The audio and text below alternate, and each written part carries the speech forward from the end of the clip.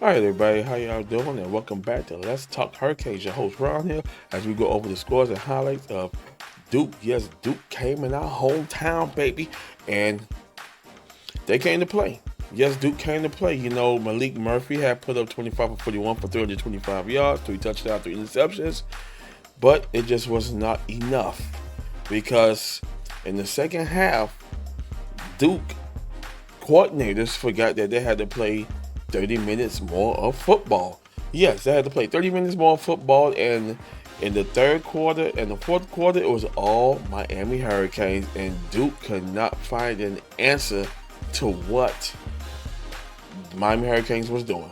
So, just like I said, Malik Murray came to play. He had 25 for 41 for 325 yards and 3 touchdowns and 3 interceptions. The running game of Duke was pretty decent. They carried the ball for 27 times for 80 yards, but it was just basically the defense of the Miami Hurricanes. The first half, it was a little sluggish because Miami Hurricanes secondary was giving up a lot of wide open plays. Yes, and penalties, which kept drive alive for Duke Blue Devils. But defensive coordinator said, look, they went in at halftime. They said, look, they had to fix those mental errors. When they fixed them, it was 30 minutes of football. Third quarter and fourth quarter got on the way, and it was all Miami Hurricanes, and nothing more could be said. As the Hurricanes spanked Duke 53-31. Point spread of the game was 84 points. Another high scoring game. I mean, we know it was going to be a blowout battle.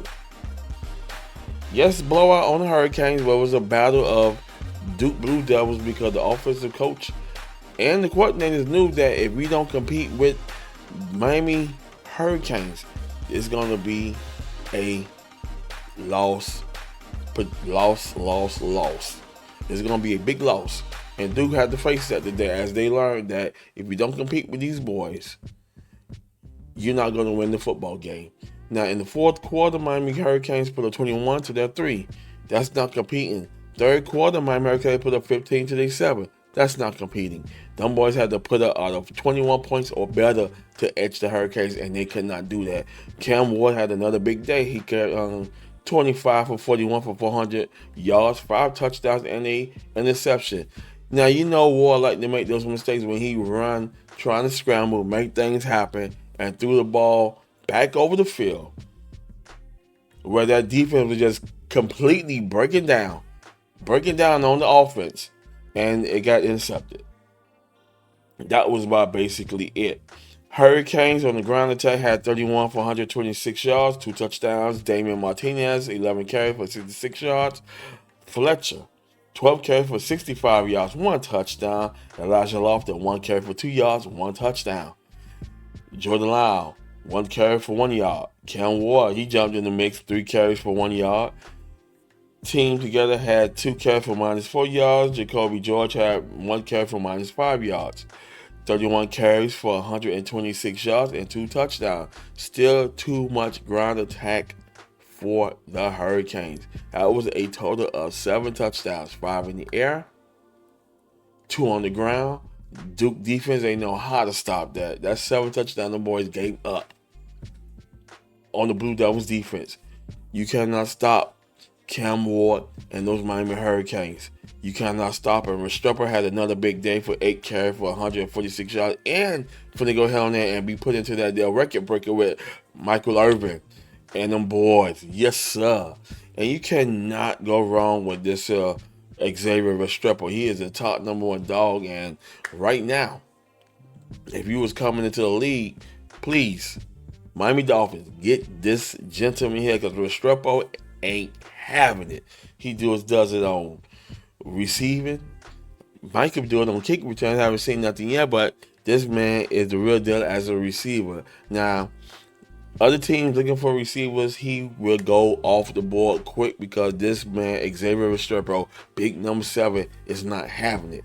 8 receptions for 146 yards, and he put right up there in the top tier of the record book with Michael Irvin and the rest of them Hurricanes receivers back in them days when they were throwing up everything. Yes, sir. Jacoby George had 4 receptions for 74 yards and a touchdown, and Restrepo had 8 receptions for 146 yards and 3 TDs.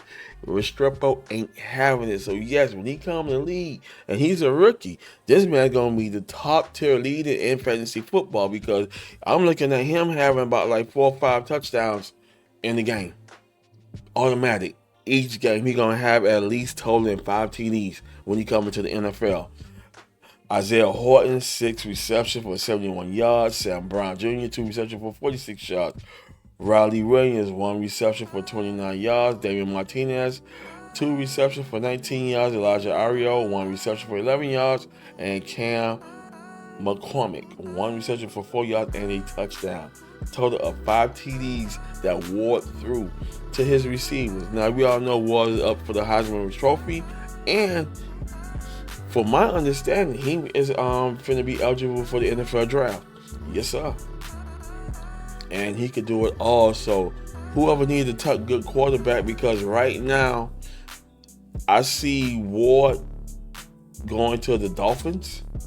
If anything happened to Tua, Ward could step in and play, or he might be going to the Jets because Aaron Rodgers' days is getting limited now. So yes. And you cannot go wrong with that at all. Let's go to the team stats. Passing yards was pretty much decent on both sides. Both quarterbacks put up a total of 725 yards, 8 touchdowns, and 4 interceptions combined to 2 quarterbacks together. Murphy had 25 for 41 for 325, 3 touchdowns, 3 interceptions. Cam Ward had 25 for 41. 5 touchdowns and 1 reception on the rushing game. It was just pretty balanced. Pete Jones had 12 carries for 71 yards and a touchdown. Damian Martinez had 11 carries for 66 yards.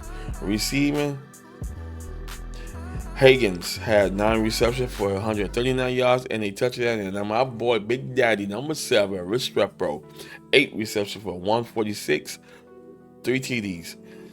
Team stats. It was all Miami. Miami Hurricanes had 526 yards and to Duke 405 yards. Turnovers, Duke turned the ball over 4 times to Miami 2 times. Total first down was pretty decent. Miami Hurricanes edged them 27-24. That's giving them about 4 more first downs more than they could handle. Time of possession, where they killed it at, as always, Hurricanes had 31 minutes and 52 seconds, and Duke had 28 minutes and 8 seconds. Up for the Hurricanes. As y'all know, we are traveling to Atlanta, Georgia, baby, as we take on Georgia Tech. And you know Georgia Tech like their Wildcat offense, as well as running back counters and everything.